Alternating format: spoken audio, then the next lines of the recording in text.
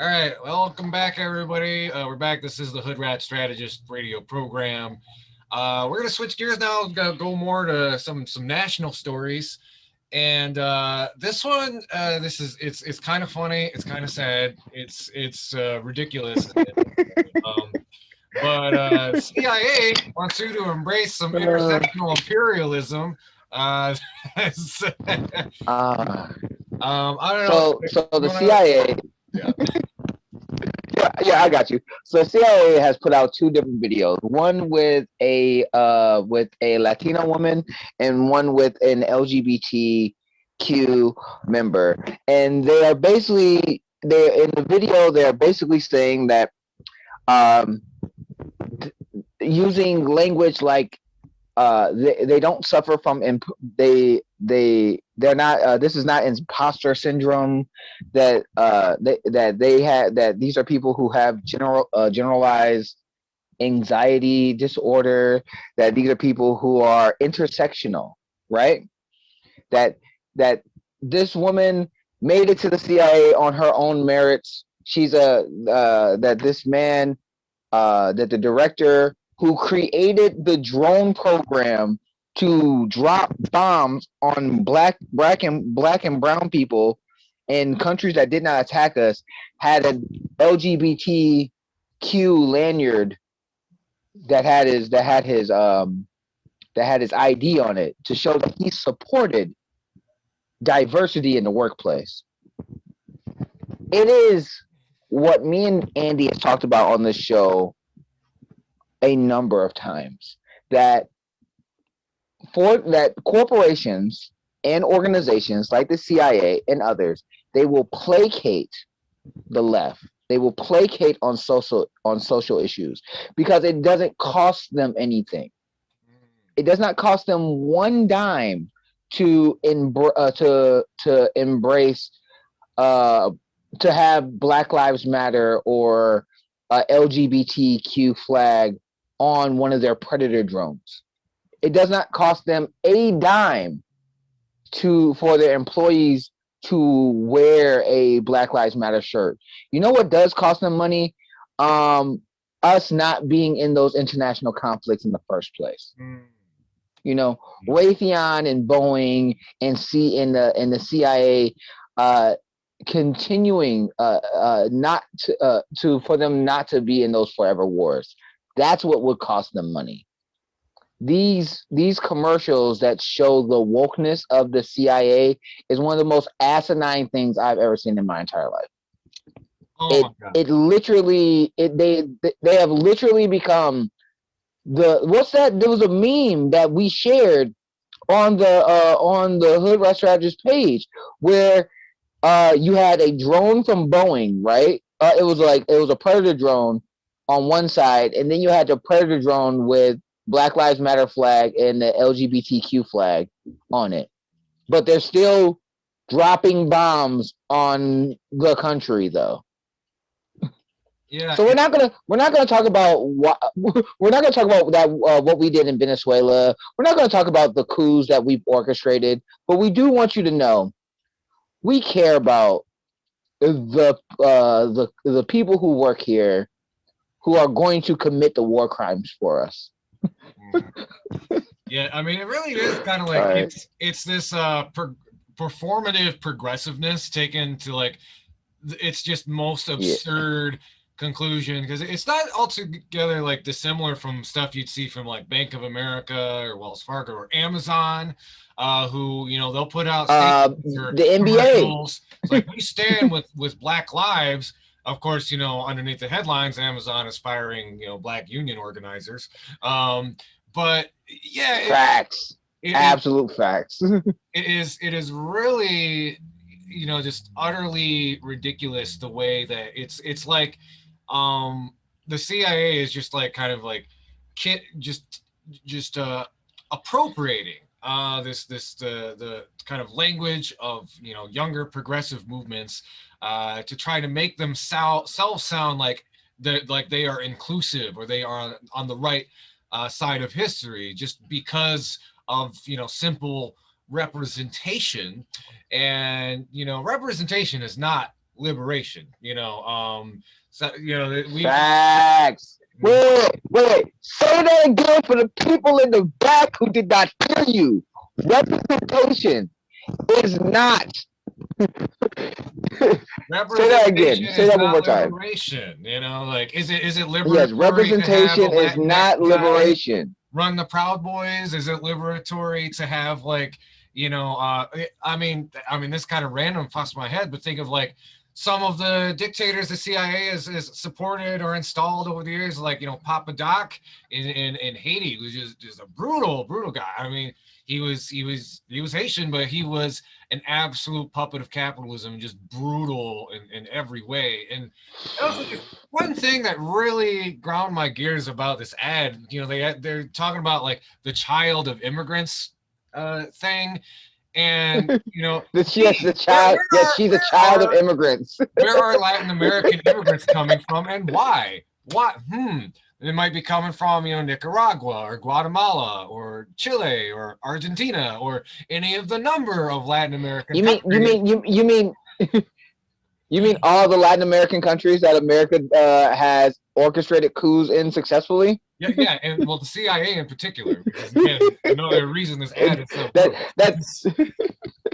that the reason why we are having immigrants from South America, the reason why this immigrant no, and this also goes back to the how the CIA operates, and this is why like when the CIA operated during the Bush administration, Bush and the Trump administration, it was just very dumb because you have to think about this in a tactical way. If I'm sending someone into Bangladesh, right?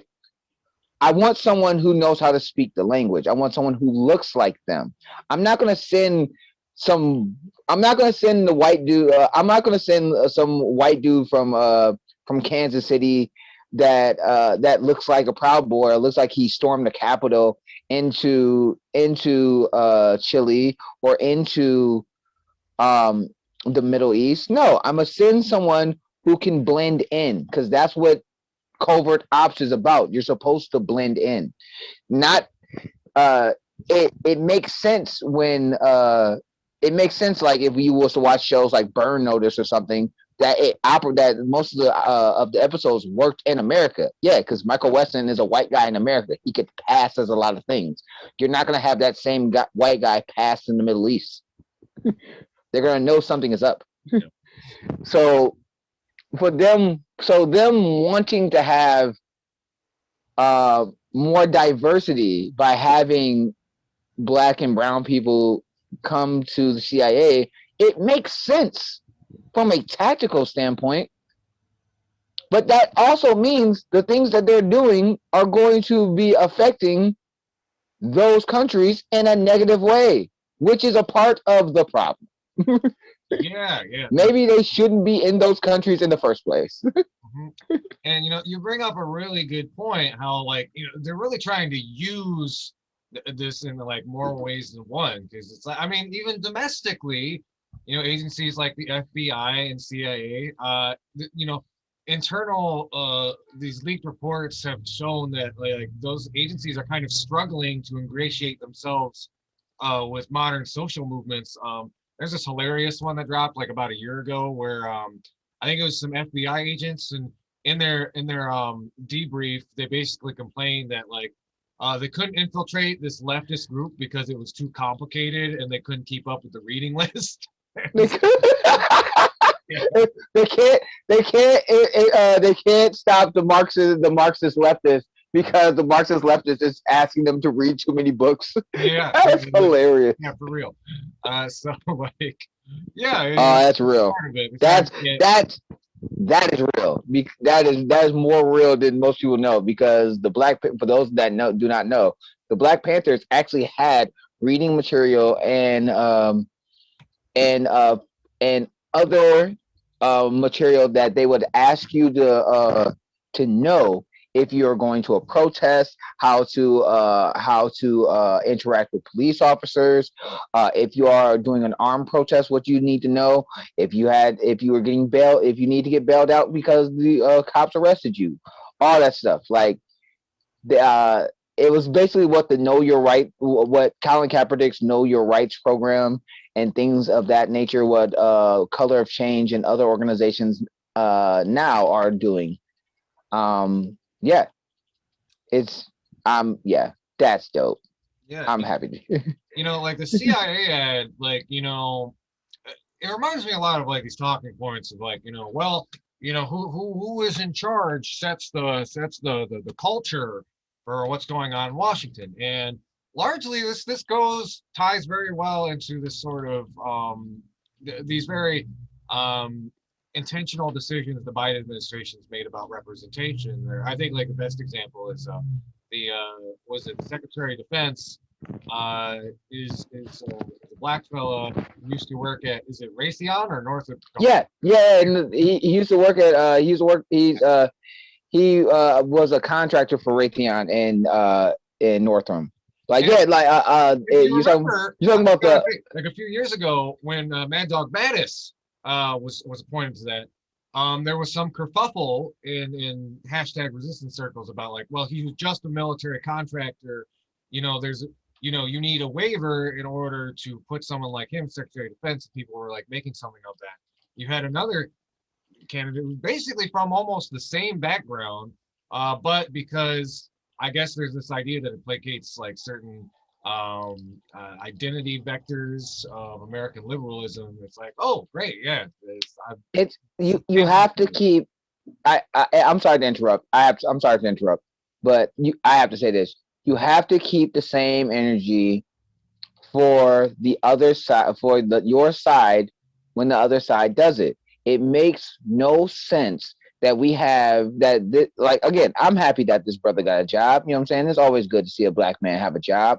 But his job was to basically commit war crimes. That was his job. His job was to commit war crimes. He worked for a a military contractor that drops bombs on weddings and hospitals. That's what they do. It's not a joke. That's not a punchline. That's real facts. So for that man to be informing our president on who he should or should not be dropping bombs on, when his main focus was to make sure that that war company stays in business, is a conflict of interest. It's the thing that Dwight Eisenhower talked about. You know that the military-industrial complex will find ways for us to stay in wars.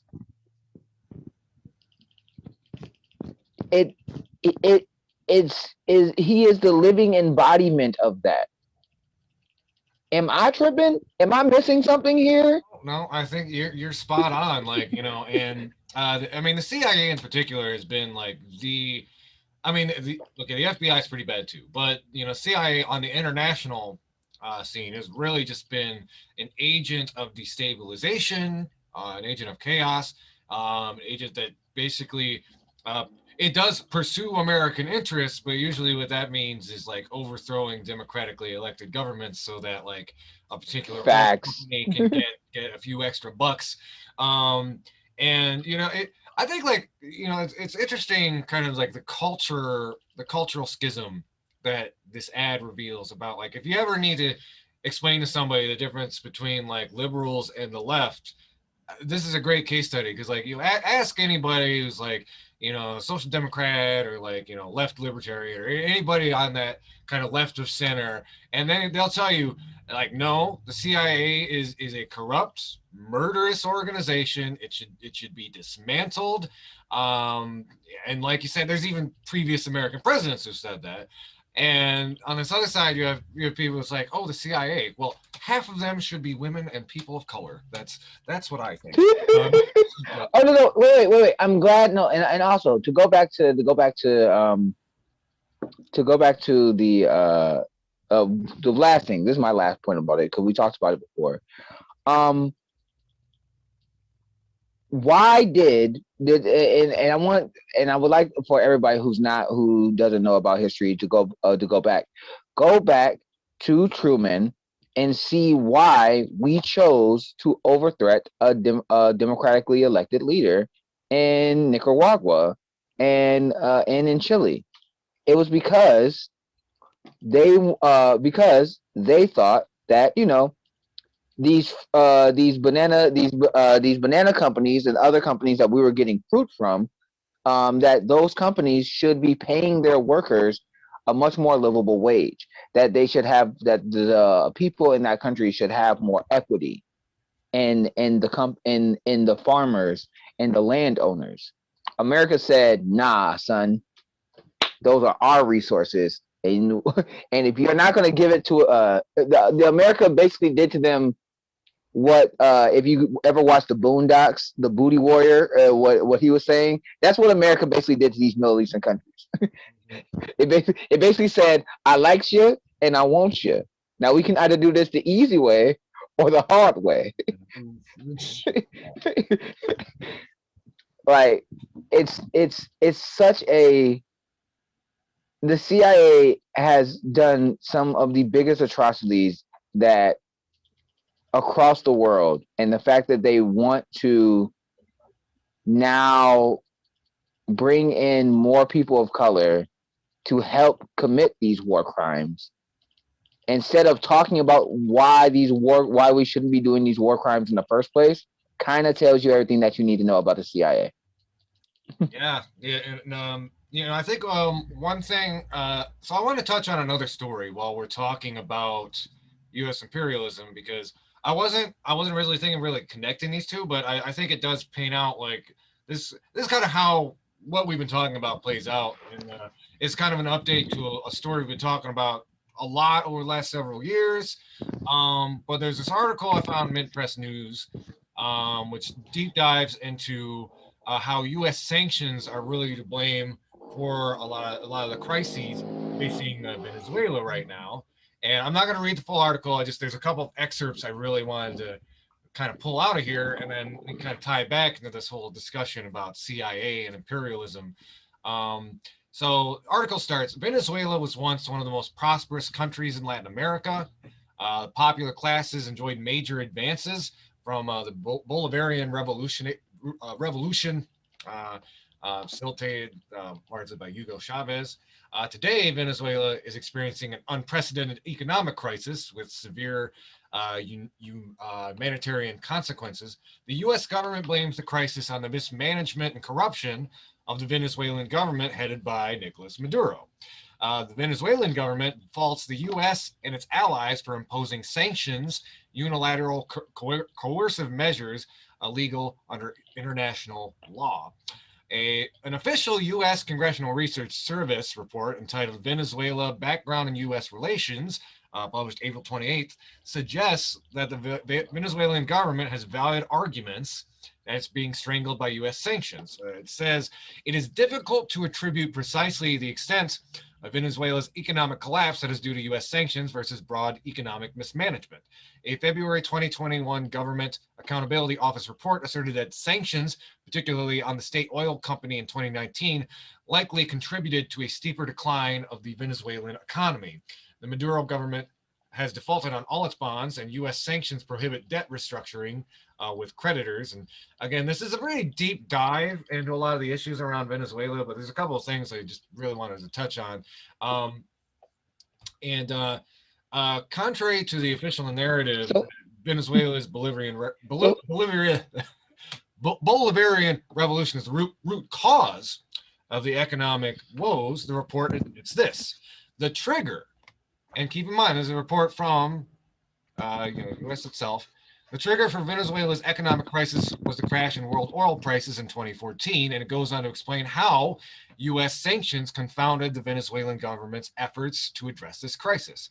Piecemeal efforts to address the crisis, including price controls and the creation of a new digital currency, the petro, were ineffective because they were blocked by the U.S. government. Some initiatives, such as restructuring debt or bringing the government budget into balance, were pledged and then abandoned. Again, prevented by the US government sanctions. Subsequent rounds of US sanctions targeting the government, central bank, and gold sectors, as well as limiting Venezuela's access to the US financial system, likely exacerbated economic pressures in Venezuela. With private creditors unwilling and unable to purchase new Venezuelan debt, the Maduro government routinely turned to its main international financial backers, China, Russia, and more recently Iran. But China and Russia are increasingly reluctant to extend further assistance due to some secondary sanctions from the US. Sanctions framework also prohibited non-US entities from transacting with the Venezuela state-owned oil company, which again, um, state-owned. The implications of that is like because of the fact that the big oil company in Venezuela is owned by the people. That means it goes directly into social programs that help working class and poor people going on. US dollars made non-US entities subject to having their US property blocked should be determined that they materially assisted the Venezuela oil company. Under the sanctions framework, Treasury has also sanctioned numerous individuals, vessels, and companies involved in trading and shipping Venezuelan oil. This progressive application of sanctions designed to prevent export and sale of oil produced in Venezuela has made it more difficult, though not impossible, for the Venezuelan oil company to complete petroleum sales and exports transactions. I'm only going to say that we ran a story about a year or two ago that estimated that about 40,000 people in Venezuela, you could directly correlate these U.S. sanctions to 40,000 deaths in Venezuela, and that was the 2017 to 2018 period. And this doesn't even factor in more recently how COVID-19 has exacerbated all of these problems. So that death toll is probably far more substantial than it was when we were reporting on that about a year ago. But please consider that like the way this all connects together. So The CIA was so heavily involved in that uh, that attempted coup, and earlier coups against Hugo Chavez, and the IMF and kind of the economic hitmen of our day are now responsible for this state of uh, you know uh, uh, oppression, kind of oppressive sanctions in Venezuela. Sorry, go ahead, Lawrence. it's goes back to what we were just saying. Like it I can't get mad at I can get mad at people when they don't know. How many of us, like I know me and you know the stuff that you just read because we talk about it all the time on the show. And I can't get mad at other Americans when they're not talked about this. They don't talk about the real reasons why we invade other countries. We invade other countries or we do coups in other countries for the financial benefit of multinational corporations and our government And controlling resources and equity. quick point, and Venezuela, I just you want to just read, real quick point. Venezuela is a Just in fairness to the average American, if your sources of news are CNN, Fox News, MSNBC, New York Times, or just mainstream network news, they're going to paint a very different picture of what this whole situation is all about. It's all like just the incompetent, corrupt governments of Nicolas Maduro that is causing all of these problems, even though if you actually look at it, that's not necessarily the case. Go ahead, Lawrence. Sorry. no. I mean, it makes sense, man. It makes sense. It it our foreign policy is always based on the backing and will of the financial interest and of the financial interest of our corporation of our government. It it's better for the world to be on the gold standard than the petrodollar, and Venezuela in other countries. Like the reason why we're still messing with Venezuela when Venezuela is not a economic or military threat to us. The reason why we're still in Afghanistan, Iraq, and the other nine, what was it, eight other conflicts that we're in. The reason why we've been taking over and colonizing places in Africa.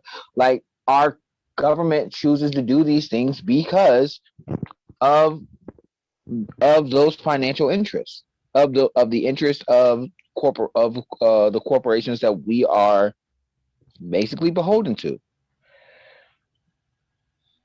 Yeah, exactly. So like I don't know, man. What bothers me the most is that, I mean, yeah, we take the time out to understand this, but most Americans don't have the time to do the stuff that we do, to talk about the stuff that we do. Yeah, that's true. We're either overworked for low wages, which I think that's going to be a story we're going to focus on in the next hour. But something to just kind of put a fine point on all of this and loop it back to the CIA story. When we're talking about countries like Venezuela and what our government has done to them, I really understand. Especially like the CIA ad is really it's goofy, but it's really insidious. It's basically asking marginalized people to go be the wolf in grandma's clothes, to like go wait in the house for Little Red Riding Hood. Because if you just show up as a wolf, people are gonna resist that. But if you put on a little disguise and you pretend to be grandma waiting at the house, then that all the better to try to get Venezuela's oil or get Bolivia's lithium or Afghanistan's rare earth minerals. And I think it really is up to the next generation to say no. And something that does kind of brighten is like a lot of these agencies have been having a hard time recruiting younger people. Police recruitment is an all-time low. Same could be said for I don't know if the exact same thing could be said for the CIA and FBI, but they are. I mean, they wouldn't be putting out ads like this if they were having an easy time finding new people to go be clandestine CIA hitmen of the modern era. I mean, but think about it like this, and like just think about it like this. You heard a lot of China fear mongering, right? During Biden's State of the Union, well, not State of the Union, but Biden's address to Congress, and Tim Scott's address to Congress, right? But what is China doing? They're going to other countries, and they're uh, helping to build the infrastructure there. They're helping to build countries in Africa. They're helping to build countries in other developing nations, so that those countries who also have a lot of mineral wealth that we use, that we need, that they are much more willing to negotiate and barter with them, because they're going in and helping to modernize them, right? Our way of helping is give us your stuff. Look, America is more like Negan in The Walking Dead. We want half your stuff. If you don't give us half your stuff, we're gonna we're going to kill you until you give us half your stuff anyway. And don't forget Like to thank us it's for letting you give us half your stuff. This is yes, and don't forget to thank us. Basically, right? We don't have a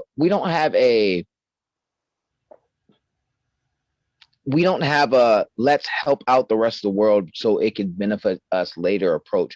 We have a we're going this is we have a crusaders mentality. We will beat them with sticks, and they will do. That's how we operate, right? And that's not the better way of doing things in this country. Not in any way, shape, or form.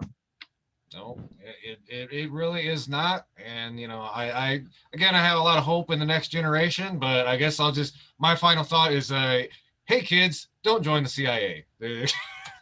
Not that a lot of our listeners would, but 'cause, Yeah, but like, and that's the thing, man. I think that's the thing that bothers me the most with that ad, right? Notice that they didn't discuss not one lick of policy. One, they didn't discuss how the CIA has manipulated elections in Haiti and the Caribbeans and Central America. They didn't mention any of that, right? Nope. They didn't mention how we've manipulated elections in the Middle East and in Central America. They didn't mention how we have assassinated targets, how the we how during President Obama's administration we drone striked an American citizen, and how in President Trump's administration we killed that citizen's little sister, and how now they want other Americans to continue to do the same. Not one lick of policy is uttered in that ad. But when it comes to the redistributing of wealth, the redistribution of of the financial system of finances, when it comes to equity and giving other countries humanity, oh man, our country will our country will do everything that in its power to not do that, to not do that at all. Ding ding. All right, I think this might be a good time for another break. Come back. We got more to talk about. Some discussions about American racism. Some discussions about why there's a big fast food worker shortage. Gee, I wonder. We'll talk about it in a little bit. Oh, oh yes, yes. We should talk about the fast food workers. Also, I didn't want to talk about this on this show in particular. Andy, I'm sorry, you're not the person who I want to talk to about this, but I do have to answer. I will answer the question for all of the viewers that will sit here. Is America a racist country? Because obviously, Tim Scott and Kamala Harris couldn't answer it correctly. I will answer it for y'all when we get back. Okay, y'all listening to the Hood Rat Strategist radio program only on 89.1 WIDR or online at widerfm.org. You can also watch our full episodes on our Facebook page, and please subscribe to our YouTube channel. We break up our show into shorter segments based on topic, and it's a good way to get this kind of local analysis and discussion out there in the broader community. Anyway, keep your dial locked. This is the Hood Rat Strategist radio program, your only source for political revolution.